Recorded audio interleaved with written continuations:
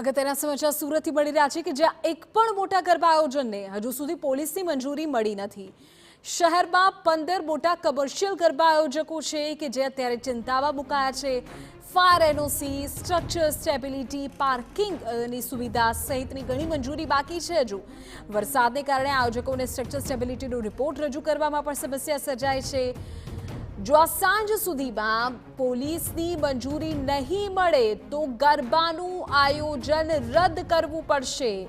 મંજૂરી વગર આયોજન શરૂ કરાશે તો આયોજકો સામે કરાશે કાર્યવાહી।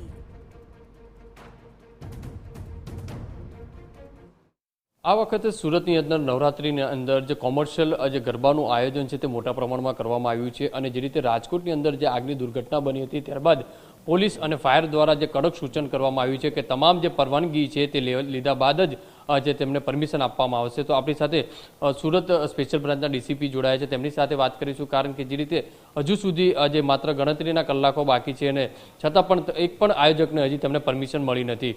મેમ, કઈ રીતનું આયોજન છે સુરતની અંદર, કઈ રીતે પરમિશનો માંગવામાં આવી છે અને કઈ રીતે હજુ સુધી તેમને પરમિશન મળી નથી, શું કારણો? ખાસ કરીને સુરત સિટીની અંદર આપણે જોઈએ એમ 80 લાખથી વધારે વસ્તી છે અને નવરાત્રિના મહાપર્વની અંદર 3000થી વધારે નાના મોટા ગરબાના આયોજન થતા હોય છે। એની અંદર શેરી ગરબા, ધાર્મિક મેળાવડા, મંદિરની આસપાસ, સમાજની વાડીઓમાં પણ આવા ગરબાના આયોજન થતા હોય છે।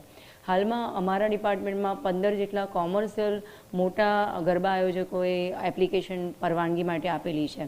આપણને ખ્યાલ છે એમ કે જ્યાં મોટી સંખ્યામાં ખેલૈયા ભેગા થતા હોય, દર્શક ભેગા થતા હોય, ત્યાં સુરક્ષાના નોર્મ્સ જાળવવા, એના માપદંડ જાળવવા ખૂબ જ જરૂરી હોય છે।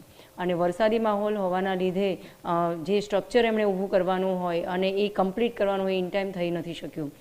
એમના સ્ટ્રક્ચર સ્ટેબિલિટી સર્ટિફિકેટ, ફાયરના નોર્મ્સ, એમની ઇલેક્ટ્રિસિટી, એમના આરોગ્યના સર્ટિફિકેટ્સ અને ખાસ કરીને એની પાર્કિંગની સુવિધા અને પોલીસ એનઓસી જ્યાં સુધી ના મળે ત્યાં સુધી આવી પરવાનગી અહીંયાથી આપવામાં આવતી નથી। તો સુરતની અંદર હજુ સુધી એક પણ વ્યક્તિને પરવાનગી આપી નથી, એવું કહી શકાય? હા, મોટા જે કોમર્શિયલ ગરબા આયોજક છે 15 જેટલા, એમાંથી હજુ એક પણને આપણે મંજૂરી આપી નથી।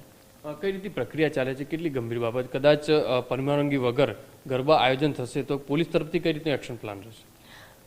ખાસ કરીને છેલ્લા 15 દિવસથી મોટા ગરબા આયોજકો હોય કે જ્યાં નોન કોમર્શિયલ ગરબા હોય પરંતુ ખૂબ મોટી સંખ્યામાં ખેલૈયાઓ ભેગા થતા હોય અથવા મંદિરની આઠમની નોમની મહાઆરતી થતી હોય અથવા શોભાયાત્રા નીકળતી હોય, આ તમામની સાથે માનનીય પોલીસ કમિશનર શ્રીએ ફેસ ટુ ફેસ મિટિંગ લઈ અને એમને શું કરવું જોઈએ, શું ના કરવું જોઈએ, સુરક્ષાના કયા માપદંડ બધાએ ફોલો કરવાના રહેશે એની સ્પષ્ટ સમજ આપી છે। અને આમ છતાં સાંજ સુધીમાં કોઈ વિધાઉટ પરવાનગી આવા કોમર્શિયલ ગરબાનું આયોજન કરશે તો કાયદાકીય પગલાં લેવામાં આવશે। ઘણા આયોજક એવા પણ છે કે જેમણે પોતાની પરિસ્થિતિ, ચોમાસાની સ્થિતિ અને પાણીની સ્થિતિને ધ્યાનમાં રાખી અને એમનો પ્રોગ્રામ જે છે 2 દિવસ પછી શરૂ કરવાનું ડિક્લેર કર્યું છે। મેડમ, ફાયર એનઓસી ખાસ કરીને આરોગ્ય એનઓસી છે કેટલી અને સ્ટ્રક્ચર એનઓસી કેટલી મહત્વની બનતી રહેશે, કારણ કે આટલું મોટું ક્રાઉડ ભેગું થતું હોય છે, લોકોની પણ જવાબદારી થતી હોય છે? આપણે જાણીએ છીએ એમ કે રાજકોટની જે દુર્ઘટના ઘટી એવી દુર્ઘટના ક્યાંય પણ ના ઘટે એના માટે બધા જ સચેત છે।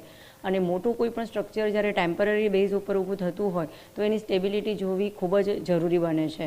અને છેલ્લા 15-20 દિવસથી જે રીતે વરસાદી માહોલ રહ્યો છે એટલે એની જમીન જે છે પાર્કિંગ માટે યોગ્ય છે કે નહીં એ બધું જોવાની પણ જરૂરી હોય છે।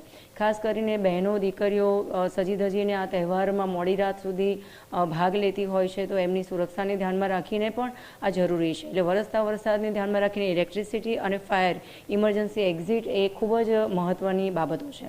આખરે જે તમામ બાબતો પર ધ્યાન દઈએ તો મહત્વની વસ્તુ એ છે કે સુરતની અંદર 15 જેટલા મોટા કોમર્શિયલ જે આયોજકો છે તેમને એક પણ વ્યક્તિને હજુ સુધી પોલીસ તરફથી પરમિશન નથી આપવામાં આવી અને જો કદાચ પરમિશન વગર કોઈ પણ આયોજક પોતાનું જે ગરબાનું આયોજન કરશે અથવા તો શરૂઆત કરશે તો પોલીસ તેમની જે કાયદાકીય કાર્યવાહી છે તે પણ કરશે, તે માટેનું સૂચન પણ કરવામાં આવ્યું છે।